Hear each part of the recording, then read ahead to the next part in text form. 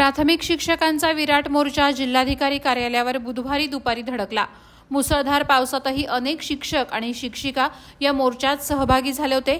यावेळी जिल्ह्यातील प्राथमिक शाळा शिक्षकांअभावी बंद ठेवण्यात आल्या होत्या।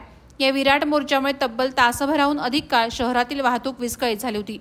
विविध प्रलंबित मागण्यांच्या पूर्ततेसाठी रत्नागिरी जिल्हा प्राथमिक शिक्षक संघटना समन्वय समितीच्या वतीने या मोर्चाचं आयोजन करण्यात आलं होतं। यात प्राथमिक शिक्षकांच्या विविध संघटना एकत्रितरित्या सहभागी झाल्या होत्या। सकाळी 11 वाजता माळनाका येथून निघालेल्या मोर्चाला पावसाचा अडथळा आला, मात्र त्यानंतरही जिल्हाभरातून आलेल्या प्राथमिक शिक्षकांनी निर्धाराने हा मोर्चा जिल्हाधिकारी कार्यालयावर नेला। यावेळी वाहतुकीचा मोठा खोळंबा झाला, मात्र पोलिसांनी चोख बंदोबस्त ठेवला होता। सर्व महाराष्ट्र राज्यातील शिक्षक आज रस्त्यावर उतरलेले आहेत।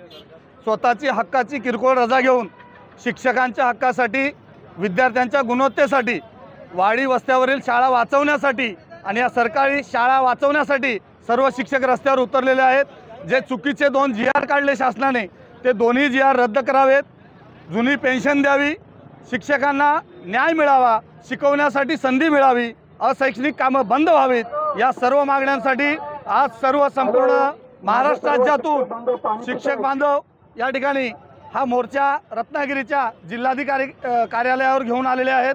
आणि हा धडक मोर्चा संपूर्ण शासनाला येथे लक्ष वेधित करण्यासाठी आम्ही एकत्रित जमलेलो आहोत।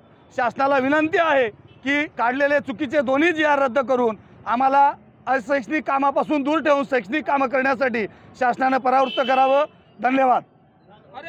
प्रहार डिजिटलसाठी दुर्गेश पिलणकरसह अनघा निकम मगदूम, रत्नागिरी।